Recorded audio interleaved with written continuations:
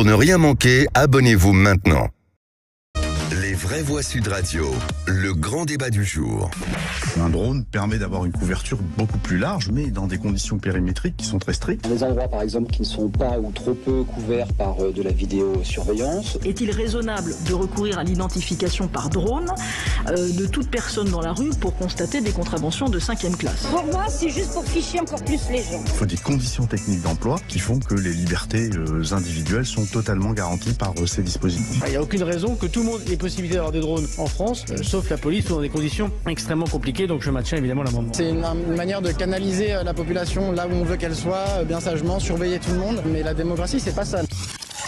Et mardi, le Conseil d'État s'est penché sur la question sensible de l'utilisation des drones par les forces de l'ordre dans des événements publics. Un recours a été donc déposé par l'Association de défense des libertés constitutionnelles, Adélico, pour suspendre le décret du 19 avril 2023 autorisant donc l'usage des drones.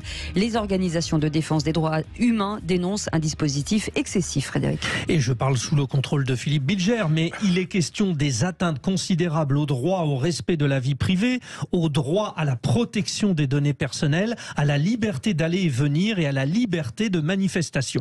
Et pourtant, le drone n'est-il pas la réponse à des problèmes vitaux de sécurité? Manifestations, rave-parties, événements internationaux. En un mois, les autorités ont autorisé 50 opérations de surveillance par drone. Utiliser des drones pour protéger le maintien de l'ordre public lors d'événements publics, c'est une bonne idée? C'est la question que nous vous posons.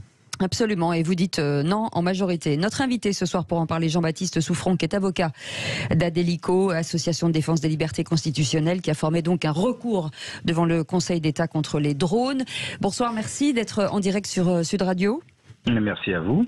Avant de revenir vers vous, forcément, l'avis de nos vraies voix du jour, Philippe Bilger, sur ces drones, liberté totale ou encadrement? Alors là, j'ai bien conscience, Cécile, et devant notre ami avocat, d'être minoritaire. En réalité, je n'ai jamais été, peut-être, suffisamment attentif au risque des réformes qu'on mettait en œuvre pour la sécurité et la sauvegarde de la société. Je veux dire par là que je ne me suis jamais posé la question de savoir si la démocratie allait être mise en péril par la mise en œuvre de nouveaux dispositifs de protection. J'ai toujours raisonné de la manière inverse, totalement discutable peut-être. Je suis dans une démocratie. Et par conséquent, tout ce qu'elle met en œuvre, même le plus extrême pour se protéger et protéger les citoyens, est valide. J'ai bien conscience que c'est un point de vue minoritaire, mais je serais curieux de connaître l'avis de notre ami. Il ne doit pas être le même, celui de Françoise Degois. Non, mais c'est intéressant. Le point de départ est intéressant. Nous avons tous le même. Parce que nous sommes en démocratie, pourquoi nous inquiéter d'une mesure mise en place par une démocratie? Sauf que les démocraties peuvent dériver. Ça n'est pas le problème de l'outil, c'est la personne, c'est le problème de la personne qui les utilise. Moi, je fais partie des gens, mais je ne suis pas la seule. Hein. Je vois des gens comme François Sureau, puis je vois surtout des simples citoyens comme vous et moi, parce qu'après tout, c'est ce que nous sommes. Pointés jour après jour, pris séparément, ça n'est pas grave, mais des défaillances et des manquements de plus en plus importants aux droits et aux libertés. Donc le drone, pourquoi pas, mais il faut que ça soit strictement encadré. Non, je ne veux absolument pas que nous soyons l'objet de fichage et de surveillance intensive. Je suis dans une démocratie, mais ça m'empêche pas d'être extrêmement prudente sur la façon dont elle est en train d'évoluer avec ce gouvernement-là. Sébastien Ménard. Alors comme moi je suis le monsieur en même temps, je vais faire la synthèse, en tout cas modestement je vais essayer de le faire entre Philippe et Françoise. Moi je suis effectivement pour quelque part utiliser tous les outils susceptibles de convenir à la protection de la démocratie et au respect de l'ordre public. Voilà, ça c'est la première chose. Après, avant d'être entrepreneur dans la foodtech, j'étais entrepreneur des dirigeants dans la French Tech et je m'occupais de la protection de la vie privée dans un grand moteur de recherche français. Il y a des couches aujourd'hui technologiques qui permettent en fait à des caméras de vidéoprotection, de vidéosurveillance, même à des drones, quelque part de prendre des tas d'images. Ça va flouter monsieur, madame, tout le monde. Ça va même mettre des petits visages d'avatar sur monsieur, madame, tout le monde. Ça ne va pas enregistrer ces monsieur, madame, tout le monde. Par contre, dès le moment où parce que l'intelligence artificielle est telle, voit un comportement, je dirais, déviant. Mais qu'est-ce que c'est un comportement déviant ? Je vais y venir. Il y a on va avoir l'occasion d'en parler. On va avoir l'occasion d'en parler. Vous avez, simplement pour dire qu'aujourd'hui, il y a quand même des outils technologiques extrêmement performants qui protègent la vie privée. Là où je suis d'accord avec vous, avec toi Françoise, c'est ce que l'on en fait. Parce que si l'opérateur il décide de pas flouter, si l'opérateur il décide de pas avatariser entre guillemets, qu'est-ce qu'il décide sur le comportement déviant ? Ça c'est ça. Allez, je me promène à poil dans mon jardin, c'est un comportement déviant ? Ça dépend comment vous êtes. Bon, nous avons la chance, les vraies voix, d'avoir donc l'avocat d'Adélico, l'association de défense des libertés constitutionnelles, maître Jean-Baptiste Souffron. Bon, les policiers ont quand même dit que ce drone avait été d'une aide importante pour le maintien de l'ordre. Vous en avez conscience que c'est un document, un élément qui permet aussi de préserver la sécurité de nos concitoyens. Bien évidemment, je pense qu'on n'en est plus du tout à ce stade du débat. Pour tout vous dire, on est quand même en 2023 et on ne va pas demander aux policiers de revenir au stylo, au crayon, au papier ou des choses comme ça. C'est pas vraiment le sujet en fait. Ce qui pose problème, si vous voulez, c'est que l'usage des drones a fait l'objet d'un long débat démocratique. Devant le Parlement, la police s'est faite réfuter par le Conseil d'État déjà par 2 fois, il y a eu un nouveau texte de loi, une décision du Conseil constitutionnel, et on a mis en place des garanties qui sont en fait plutôt de bon sens. Essentiellement, vous voyez par exemple qu'il faut informer le public qu'il est filmé. C'est des choses comme ça, hein. On garde pas les données très longtemps. On essaye de minimiser l'usage du drone et quand on peut utiliser, quand les policiers sont déjà sur place et qu'on peut fonctionner autrement, en fait, le drone, il est subsidiaire. On commence par fonctionner normalement avant d'utiliser un drone quand on ne peut pas faire autrement. Sauf que le souci, c'est que en moins d'un mois, depuis que le décret est passé, en fait, on a déjà 50 utilisations. En réalité, c'est beaucoup, 50, dans des situations qui réellement ne méritent absolument pas qu'on mette des drones. Il y a l'histoire d'un barbecue d'un YouTuber, par exemple. Exactement. Et c'est exactement ce genre de choses. Là, récemment, je crois que c'était hier ou avant-hier, vous avez un nouvel arrêté qui est tombé, qui couvre 14 communes simultanément. C'est-à-dire que normalement, vous devez Mais pourquoi ? Il est fondé sur quoi ? Il est fondé sur le texte de loi existant, dont en réalité les préfectures ont décidé, avec le gouvernement, qu'elles allaient tout simplement ne pas le respecter. D'accord, mais 14 communes, pourquoi ces communes-là ? Il y a une manif, il y a quoi ? Il y a une rêve partie ? C'est pour les rodéos urbains. C'est pour les rodéos urbains. Et alors, autant que je sache, pour les rodéos urbains, en règle générale, si vous voulez, ça se passe quelque part. Ça se passe rarement à 14 endroits en même temps. Alors, on se demande un petit peu ce que ça veut dire. Et puis, c'est pareil. Pour les rodéos urbains, si vous voulez, est-ce qu'on a besoin de donner une autorisation de filmer pendant 3 mois, jour et nuit ? Je pense pas non plus. C'est ça qui pose problème. Alors après, il y a la prévention, il y a la surveillance, il y a aussi d'autres données que le fait en lui-même. Oui, les rodéos urbains, c'est pas comme une manifestation qui est inscrite, dont on connaît la date, les horaires, voilà. Alors je vous arrête parce que c'est pas comme une caméra dans la rue. D'abord, les caméras dans la rue, il y en a beaucoup, mais le drone, sa particularité, c'est que vous ne le voyez pas. Donc en fait, en termes de prévention, le drone, vous savez pas qu'il est là, vous savez pas que vous êtes filmé, et d'ailleurs, quand il filme, et c'est aussi le gros problème, c'est que c'est pour ça que c'est encadré, c'est que quand il filme sur 600 mètres de rayon à la fois. Il peut filmer plusieurs centaines ou milliers de personnes simultanément, et il filme dans les domiciles. Et ça, c'est quelque chose, si vous voulez, on a eu cette audience au Conseil d'État où quand même la représentante du ministère a dit « Oui, non, mais vous inquiétez pas, s'il filme dans les domiciles, on est face au maximum au bout de 48 heures. Sauf si le drone a filmé quelque chose qui est illégal dans le domicile. Ouais. Et le domicile, c'est pas que votre fenêtre, c'est aussi votre jardin, c'est votre barbecue, c'est les cours d'immeuble. Vous voyez ce que je veux dire ? C'est-à-dire que bien sûr, ça, c'était des choses qui ne devaient pas être filmées. Ce qui était demandé initialement, c'est que ça ne soit même pas enregistré. En fait, techniquement, c'est pas possible. Est-ce que le débat n'est pas sur l'angle de vue, finalement ? Parce que si c'est une histoire de rayonnement de 600 mètres... Non, mais le débat, il est sur ce qui devait être exceptionnel... Quelle est faire la différence entre... Mais ce qui devait être exceptionnel devient un usage courant, en fait. En réalité, c'est ça. C'est pas la peine de taper sur la Chine et la Russie, mettez en place directement la reconnaissance faciale. Les rodéos, malheureusement, c'est tout le temps. Non, mais c'est autre chose. Les rodéos, si tu crois que tu vas faire de la prévention et empêcher les gens de faire des rodéos parce qu'ils savent qu'ils sont filmés, pardon. Allez, Philippe Bilger. Je pense qu'il y a deux sujets, si vous me permettez. Il y a un premier sujet qui est le sujet technique du drone. Mais en fait, le deuxième sujet, c'est cette espèce de volonté du gouvernement, en fait, de passer en force par rapport à sa propre loi. c'est-à-dire aux propres garanties qu'il avait décidé d'affirmer et de dire, en fait, écoutez, on va arrêter de s'embêter. Oui, c'est vrai qu'on avait mis des trucs, mais on va laisser tomber. Par exemple, les questions d'angle de vue, ce genre de choses, c'est ce qui relève de ce qu'on appelle les doctrines d'emploi. La CNIL, en faisant confiance au gouvernement, a décidé qu'en fait, cette doctrine d'emploi des drones, donc le détail de comment ça marche, allait être décidé ministère par ministère plutôt que de le mettre dans un décret et que tout le monde puisse voir comment ça marche. Résultat, maintenant, les ministères ont commencé à élaborer ces doctrines d'emploi, mais refusent, mordicus, de les communiquer. Et comment vous voulez contester l'usage du drone si vous ne savez même pas comment il a fait pour prendre cette vidéo? Quel est l'encadrement? Oui.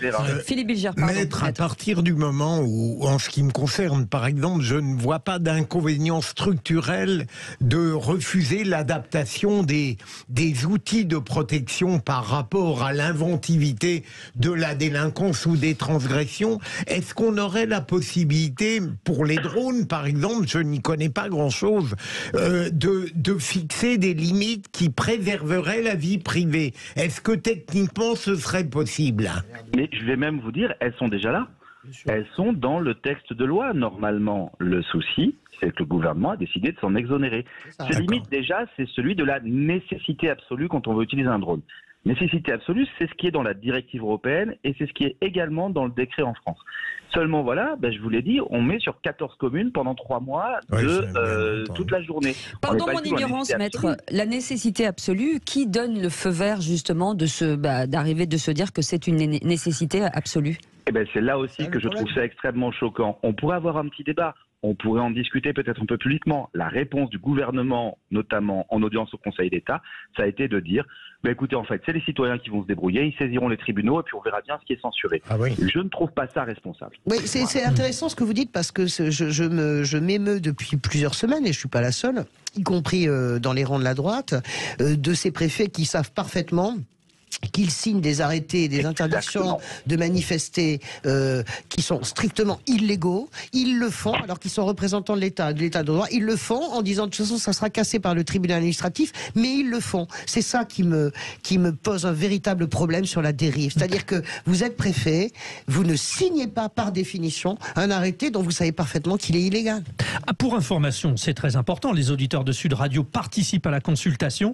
Pour l'instant, vous dites non, nous ne sommes pas favorables à l'utilisation des drones dans toutes les manifestations publiques à 80%. Nous partons au standard, Cécile. Absolument, avec Arnaud. Arnaud, vous êtes avec nous ? Oui, je suis là. Votre avis sur ces drones, vous êtes plutôt à dire oui ou non? Enfin, pour l'instant, non. Même si mais après, il n'y a pas que les drones qui existent. Il y a aussi Google qui passe pour filmer toutes les maisons. Enfin, il n'y a pas que les drones. Google Earth, vous voulez dire? Ouais, voilà, ouais.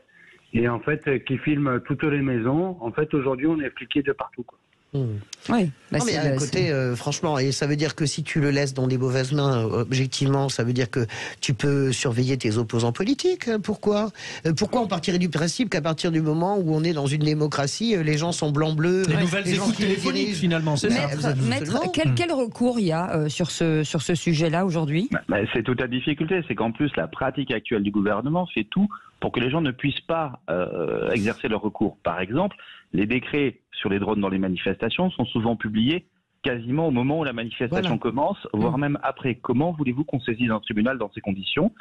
C'est très simple, le tribunal va répondre « j'ai pas le temps de juger ».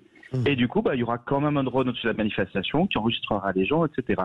Et ce qui est encore plus grave, si vous voulez, c'est qu'il est bien évident que ces moyens modernes de maintien de l'ordre, mais vraiment, il faut avoir en tête que on comprend aussi les forces de l'ordre qui veulent des moyens corrects, des choses d'aujourd'hui. Mais ces moyens modernes, ce qu'il est déjà prévu, par exemple, c'est de commencer à projeter des marqueurs ADN sur les manifestants pour pouvoir les suivre. Et par exemple, vous voyez quelqu'un qui est quelque part, vous allez projeter du marqueur ADN, et à partir de là, si vous le retrouvez 500 mètres, 2 km plus loin, vous saurez que c'était lui qui avait fait cette action dans la manifestation.